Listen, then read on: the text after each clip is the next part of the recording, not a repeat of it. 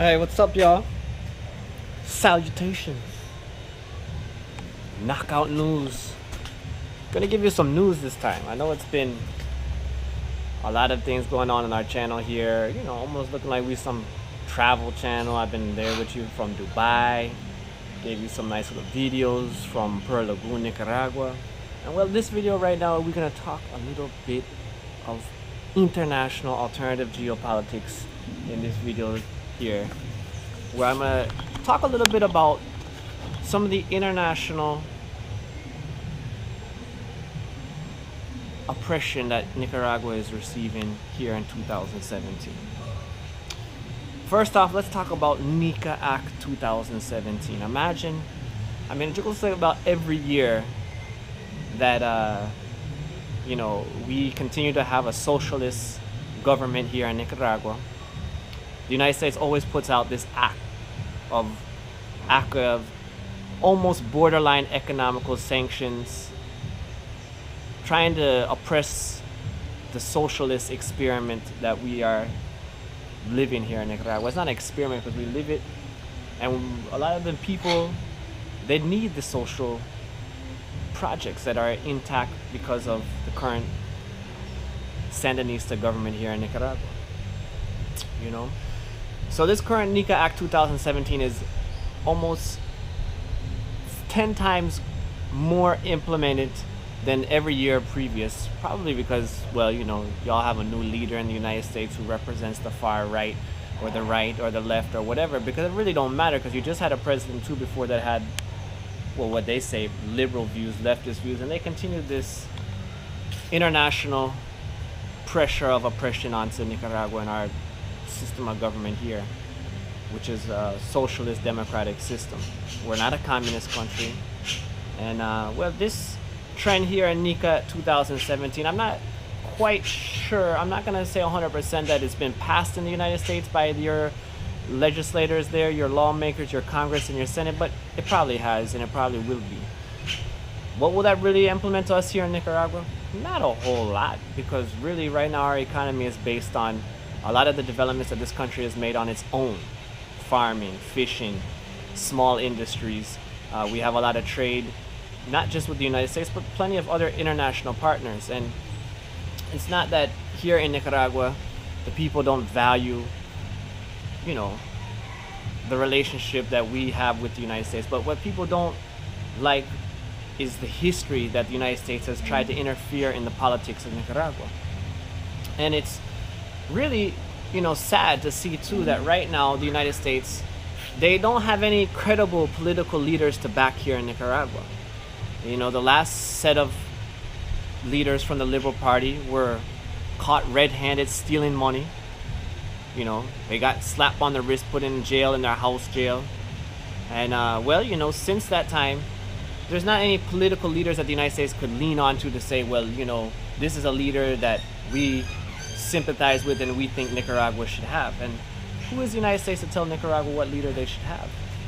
So because of that, so now the strategy of the United States government is to create agitators within Nicaragua's society. And the avenue that they use to create agitators, believe it or not, are through NGOs, through international aid organizations that are here in Nicaragua. And on the front, these organizations come and say they're doing good. They say they're trying to help children read. They're trying to say that they put out information for mothers and children, health information. They're trying to get on this climate change, global warming thing, and, you know, other aspects that in society we need. So here in Nicaragua, we open up our heart and our soul to these organizations. We let them come in, we let them do, and then when the government starts to realize that these groups are after more, you start to realize something is not necessarily going the right type of way here with these groups. These groups are used as a, you know, forefront of an attempted American invasion. You know, when we look around the populace here of Nicaragua, most people here, maybe, you know, if they don't like the current president, Daniel Ortega, or his wife, they really are not faced with any other better options. their options are very limited. But on the whole, they're not too upset. I mean, if we look at the leaders here, you know, they say he's a mini dictator. He's trying to, you know, accumulate wealth for his family by putting his family members in high positions inside of companies and media institutions in the here in Nicaragua. But what I tell people is, what politicians have not done the same thing in your countries of the West or Europe or United States that are always trying to talk about how Nicaragua is a country that's being run by a semi-dictator or whatever? This is what I would put to them. Like, it's the same thing that all politicians do in the world. I don't really trust politicians too much, and I'm not going to say I trust the politicians of Nicaragua any more than any other country. But the thing is, here in Nicaragua, at least our politicians are not part of the global imperialistic wars. Our leaders are not sending Nicaraguans to fight for the wars of the United States or the wars of Russia or the wars of China. You know, our leaders are not using the tax revenue to make weapons to support these wars in the world. And this is the one thing that we have to hold on to, because there's not a lot of leaders in the world that can say they stand in solidarity against the war machine that is being projected on the poor people in different parts of the world for, you know, which reasons I don't know.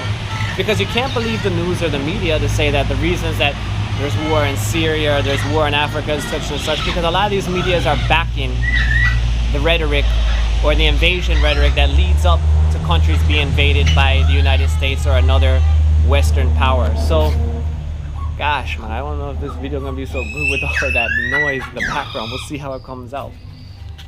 But this is something that I've witnessed personally too. You know, I don't talk a lot here on the channel about my personal life or what I do. You know, on the channel you've probably seen some of my family and stuff like that. But, you know, I've lived here long enough. You know, I'm the director of a radio station. I've met several of these organizations, the NGOs, and you know, it's interesting that they, you know, when you apply to some of them for funding or grant, if you're not somehow aligned with their idea or of being against the current political system, or you're not someone in your family that maybe was not a Sandinista. I mean, I'm not a Sandinista, but I'm sure plenty of people who are part of these NGOs know how Rasta Punch talk on the radio about the issues here in Nicaragua and even on this channel.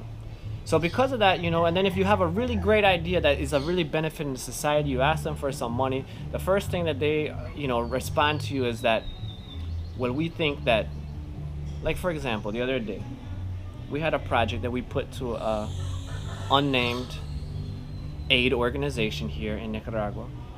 And the project had to do with creating an educational resource that could be accessed to by a lot of people here in Bluefields without having internet access to academical scholar books, scholar reports, other academic information that people here in Bluefields would submit also.